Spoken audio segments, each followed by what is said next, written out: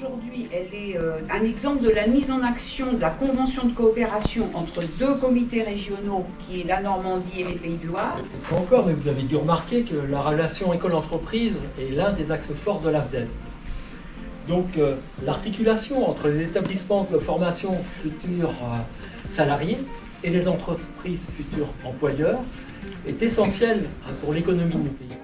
Quelle est la place de la RSE aujourd'hui dans notre société? Avec la génération Z, qui sont nés, eux, entre 2000 et 2010. Les enfants qui sont nés entre 2010 et 2024, on les appellera la génération Alpha.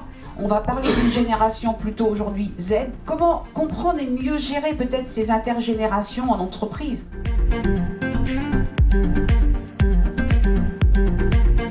Bonjour à tous, donc Julie Bourdon, je suis la DRH de la biscuiterie de l'Abbaye, donc entreprise ornaise, sur le bocage près de Donfront. On est situé à Lonlay-l'Abbaye. Bonjour à tous, donc Catherine Guillemot, moi je suis directrice développement durable à la biscuiterie de l'Abbaye. Donc, on a bâti notre politique autour de 4 volontés. Donc la première, c'est une volonté de qualité et proximité des ingrédients. On a environ, pour vous donner quelques chiffres, plus de 80% de nos ingrédients viennent du Grand Ouest de la France.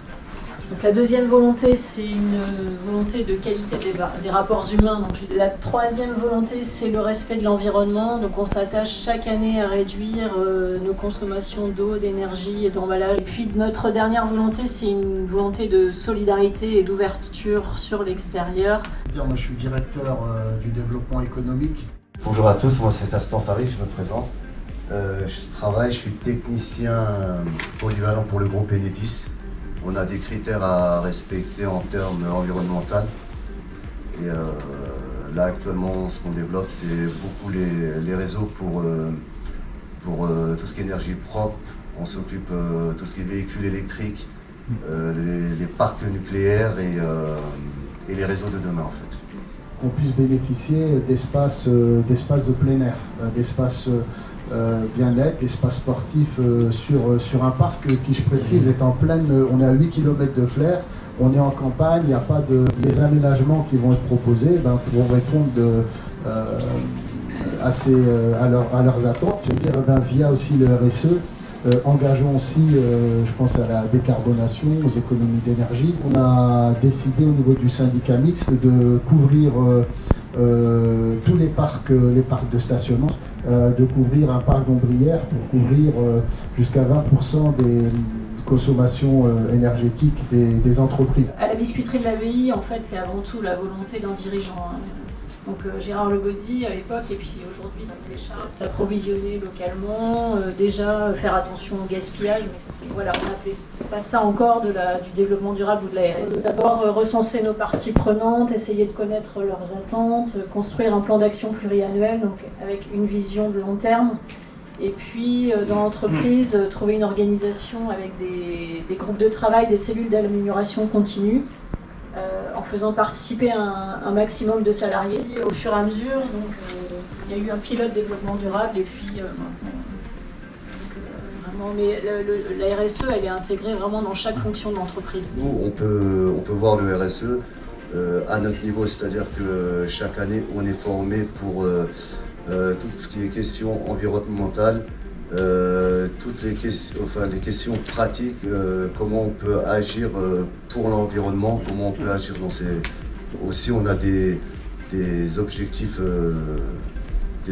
à atteindre justement par rapport à nos clients, par rapport aux fournisseurs. Le volet social, c'est vrai que c'est un grand pan de la RSE. On se priverait de certains recrutements si on ne communique pas sur notre RSE.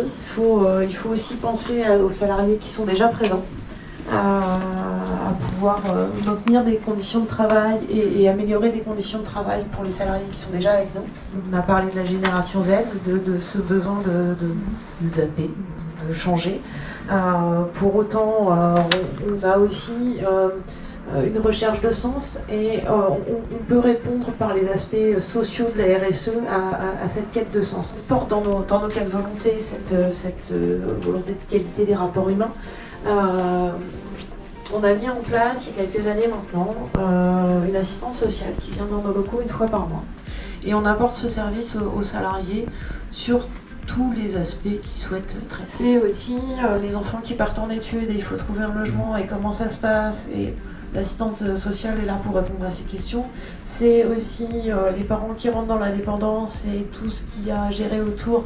Et ça peut être compliqué pour quelqu'un qui déjà passe sa journée au travail. Alors sur l'égalité professionnelle, on a beaucoup travaillé sur la mixité dans nos services. On a un index égalité qui est à 98% cette année. Notre génération, nous, on ne prenait pas en compte le RSE. Je pense que le RSE, c'est assez récent. Je vais revenir sur la génération Z qui zappait. Pour moi, la génération Z, c'est aujourd'hui, elle zappe. C'est pas par rapport au métier, mais je pense par rapport à la routine. Et l'entreprise, justement, m'a permis d'évoluer en faisant une alternance pour avoir un niveau BTS, parce qu'actuellement, j'ai un BPCAP. Si les entreprises ont la capacité d'offrir à leurs salariés, justement, cette opportunité-là, pour moi, le salarié restera fidèle, justement. Ça donne un avantage considérable par rapport à la vie familiale, justement. Moi, je me sens un peu hybride des fois, donc mes initiales c'est YZ, mais je suis pas Y ni Z. Ah bon? Mais voilà. Mais voilà, j'éviterai de signer YZ. Parce que... Oui, mais c'est les initiales, ouais. Pas mal, ça. Même à l'école, quand on disait, bon allez, pour l'équité, on va passer par le prénom, mais j'étais toujours les derniers. Mais pour la marque employeur, surtout parce qu'une entreprise, la marque, ça veut dire derrière aussi une notoriété. Et si on vend du vent,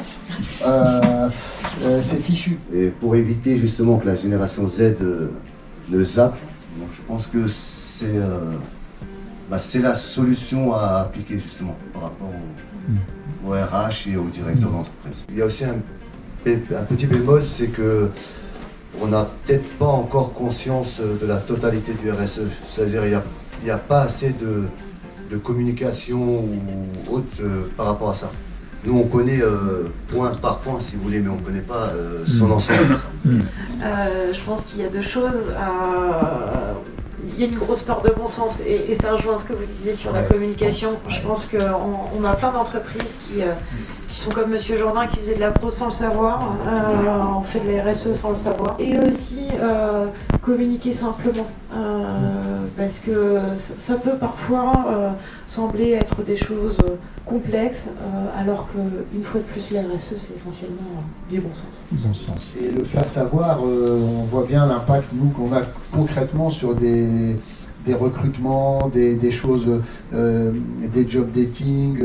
Je crois qu'on a bouclé là, puisque finalement on est là pour communiquer sur la RSE, c'est ce que vous venez de dire. Donc grand merci à vous tous, je crois qu'on peut les applaudir pour la qualité de leur témoignage.